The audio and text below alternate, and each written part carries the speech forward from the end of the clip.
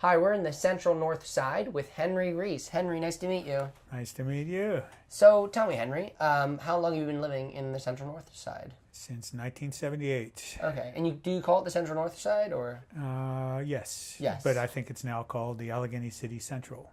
Oh. The name was recently changed. Okay. So I called it the wrong. Okay, good. But I called it what you call it. So then we're in the same team. Yes. Okay, good. Whew, that was close. But tell me about why I guess you moved here, right? I moved here in 1978. Uh-huh. I had a business in downtown Pittsburgh, and I finally had enough money that we were generating out of the business. I could rent an apartment for more than $50 a month. Ooh. And those are great apartments. Yes, so upwards of $50. Yeah, and so I don't like to drive, Yeah. and the Northside was really close to town, and I found a lovely apartment, and then eventually we bought property here. Oh, okay. And you also you work around here. You started the organization of City of Asylum? Yes. Can you tell me a little bit about that? City of Asylum was started to provide sanctuary to writers in exile under threat of persecution. And what we did is we found through a series of accidents and epiphanies in the way that these writers interacted with people in the community that it actually could change our lives. And not just the lives of the writers for whom we were providing sanctuary. So from that, a whole series of programs developed. Something, if you go out on the street on Sampsonia Way, you'll see a series of houses that have been redeveloped with artwork, text-based artwork on the outside. Like there's the house with Chinese poetry. And so each of those is a house for a writer in exile that we've developed. The first one provoked a lot of interest and questions. And so we call them house publishing. Yeah. So each of our house has, and it's a public library that you can walk through on the alley. And from that, the first writer was a great performer, this Chinese poet. And when he would go out on the street, he would actually read his house, and that got a lot of interest from people. And people started putting poems through his door, and he just got to know everybody in the neighborhood, and he spoke no English. He quickly knew more people than I did, and I'd lived over here at that time probably for 30 years in that house. Yeah. And how did he communicate with people? He just had a way. And his wife spoke some English, so they would sort of do it, but he would act out these poems. And he would, That's very in addition to reciting it. So you really, and he had a way of just communicating. Yeah. And he was really great. And that led us to develop a concert because we wanted him to be able to communicate in a bigger way.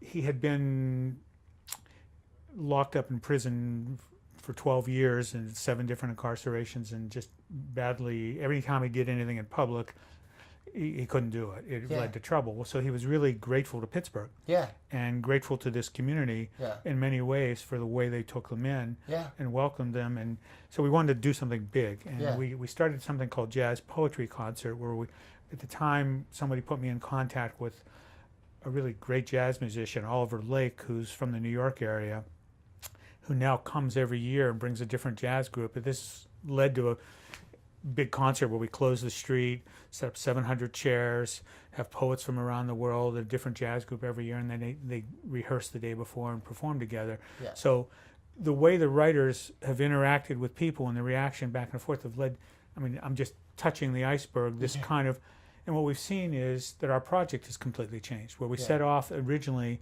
with a really narrow purpose, we realized that we can ignite the imagination. And people can begin to imagine a future for themselves that's maybe different than the future they imagined before. And also when you go to some of these events, and we do readings now every month of writers, typically from another country. People are in the same place, almost equally disadvantaged in a way, often with the language, which puts people from the different places in our community in a position of being together rather than sometimes economic issues, racial issues can divide. And so this is a place where they're free, they're accessible to everybody, and there's no reserved seats. So everybody kind of enjoys the same thing, and often they're stories of struggle. And so they're universal stories in that way. They're not certainly always, but so that's now led to a project we're doing where we're building something called Alphabet City, which is a literary center where we're going in to rehab the Masonic Temple over in the Garden Theater Complex, where it'll have a bookstore, a performance space for readings and small-scale music, writing workshops, free book distribution, and a bar restaurant. So we're seeing that we can have both a social space, we can have a cultural space, and they go together. You can't really, in a way, you don't want to have one without the other. Yeah. And it's designed to be flexible, have the community do their own events, we'll do our events.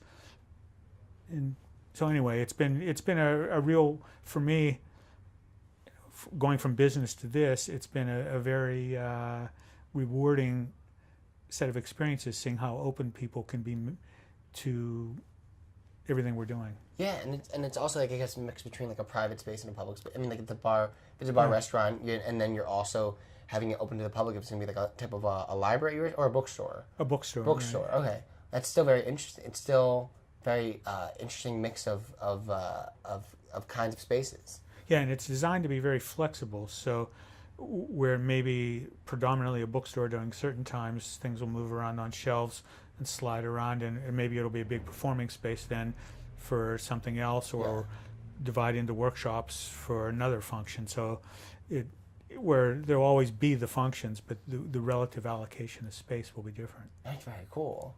Tell me about how you find the people to get to live in these houses. Well, it's evolved over time. At one time there were a group of well-known writers, Nobel Prize winners, and writers like Salman Rushdie, who had gone through these experiences and were great writers and referred writers to us. They no longer have this panel that did it, but we work with organizations around the world now involved in similar activities to us that have bigger administrative arms, and we ourselves get applications and references from various, from universities, from human rights organizations, directly from writers, because it's become a little more well-known now. We have a different approach than any other peer around the world. When we first began to do this, 100% of the other organizations are either government-funded in Europe or university at the time in the United States. We felt the model should be really community-driven, that if you're making a new home and a new life, you wanted to use institutions but be part of a community. You didn't want to be part of an institution and trying to find the community and worrying about what do I do next. So it's been a very different approach, and I think that's why it's led to the things that have happened, but it wasn't anything we predicted. Yeah. What was your main inspiration for this whole... Well, Salman Rushdie came here in 1997, and he gave a talk at the Syria Mosque.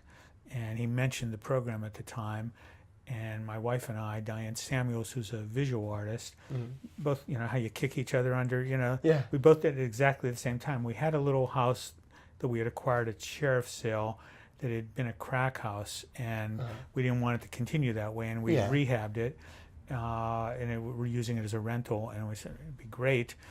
It seems like the perfect writerly house. It was all kind of wood and brick and that's much backyard. smarter. I mean, like, unless you can't make it. You can't continue it being a crack. I mean, you'd have to learn how to make crack and stuff, and it's not feasible. You'd have to. I mean, should continue making it into into what you guys know, which was art. Yeah. So you turned it into a space for people to really get their message across as a sanctuary. Yes. Yeah. And it just one lesson after another, saying that, when we started doing some of the readings and the events, the reaction at first from people on the outside was, you can't do a reading in another. We had Mongolian poets reading in Mongolian, some very strange from the outside events. Yeah. And I said people won't want to come to this, or they won't get it. Yeah. And the amazing thing, I think, is when it's good and when it doesn't matter. Yeah. What people are tired of is actually being talked down to. Yeah. And not being taken seriously and being given the same quality and opportunity to partake of broad cause. I mean, we had a comic book artist this week from France, so it's not.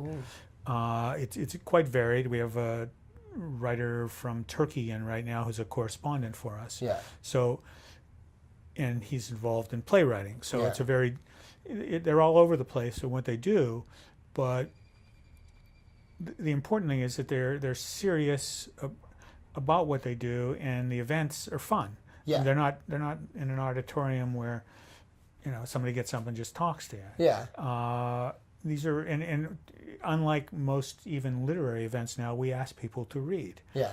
And read somewhat extensively often, and sometimes in their own language extensively, but a little bit at least in their own language if it's translated, so people hear it. Yeah. And you see how the rest of the world It exists. brings a world-class culture Yeah. to this town, which is receptive to that. Yeah, and I mean, we bring the world to us and us to the world, Right. because the other thing that happens is people leave. Yeah. And we start getting people saying, hey, I'd like to come, or can we do something, you know, the Chinese writer now has an ongoing project with a painter from Pittsburgh, William Rock, called the Century Mountain Project. They've been doing this now for years. It's going on. Rock is painting 100 figures that they think changed the world, and Wan Zhong's writing on these, and it's been exhibited around the world, and that's been sort of going on now. And so those kind of connections come from this as well. That and sometimes you see other kind of influences, but people engage, network. You don't know where it goes, and that there's that part of it as well. Oh, wow. Well, thanks a lot for taking the time to talk to me. And yeah, it's a really interesting, special place that you have that we're lucky to have in Pittsburgh. Thank you. Yeah, thank you.